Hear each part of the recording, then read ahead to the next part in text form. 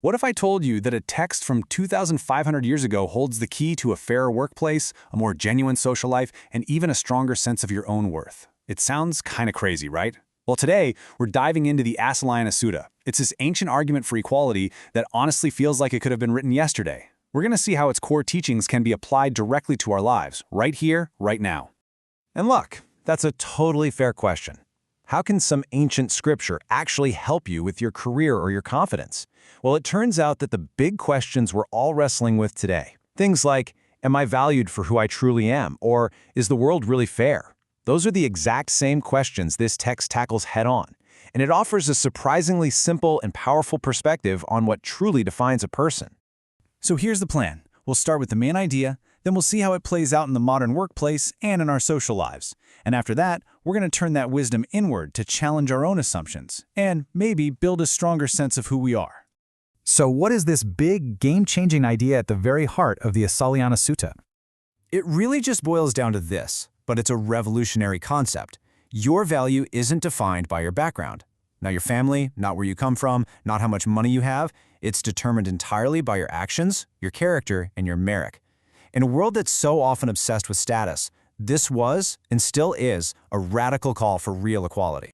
And this idea sets up a fundamental choice that we all face, whether we realize it or not.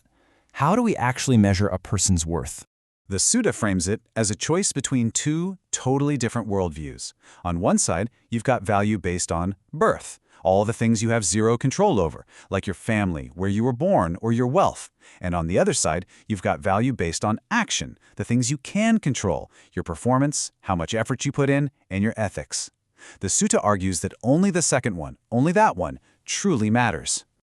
Okay, so that's the philosophy. But how does this ancient idea translate to something as modern and, stressful as the workplace? Well, it's actually the blueprint for a concept we talk about all the time. It's the core principle of meritocracy. The teaching is basically saying that big decisions, hiring, promotions, who gets to lead, all of it should be based purely on skill and character. Not on who you know, not on your background, and definitely not on your social status. The Buddha used this incredible metaphor to make his point. He said, fire from any type of wood gives light. Think about that. It doesn't matter if the wood is from some prized, expensive tree or just a common shrub, the flame it makes is just as bright. And in the same way, human talent and potential aren't just found in one specific class or background. They can be found absolutely anywhere.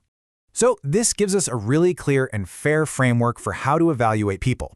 Instead of looking at their resume and judging their pedigree, we should be looking at three simple things: their actual performance, the effort they put in, and their professional ethics. These are the real metrics of what someone brings to the table. Now, this idea of judging people by their actions doesn't just stop when you clock out at 5. It should fundamentally change how we approach our everyday social lives. And this is where we kind of have to get real with ourselves for a second. Let's be honest. Do you treat people differently based on their job title or the car they drive or how important they seem?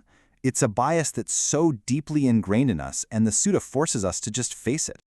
The Sutta's argument for equality is so profoundly simple, it's almost breathtaking. It just strips away all those superficial labels we use: wealth, status, power, and it points to the one truth that nobody can escape. We are all born, we all grow old, we all get sick, and we all die. When you really think about those great equalizers, all our social hierarchies start to look pretty meaningless, don't they? And when we truly embrace this idea, the result is completely transformative. We stop building walls based on status, and we start building bridges based on simple, mutual respect.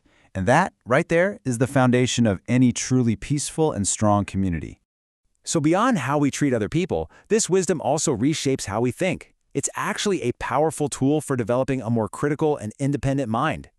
The Sutta comes out swinging against complacency. It warns us not to blindly accept ideas just because they're tradition. It asks us to seriously question that phrase we hear all the time. Well, that's just the way it's always been done. That phrase might just be one of the most dangerous ones for any kind of progress. And the Buddha himself showed us how to do this. He didn't just accept the social hierarchy of his time. He challenged it with practical questions and clear logic. And we can use that same three-step toolkit. Step 1, challenge the premise. Step 2, ask practical, real-world questions. And Step 3, base your conclusions on logic, not just because it's popular or traditional. Okay, for this last part, let's turn this lens inward.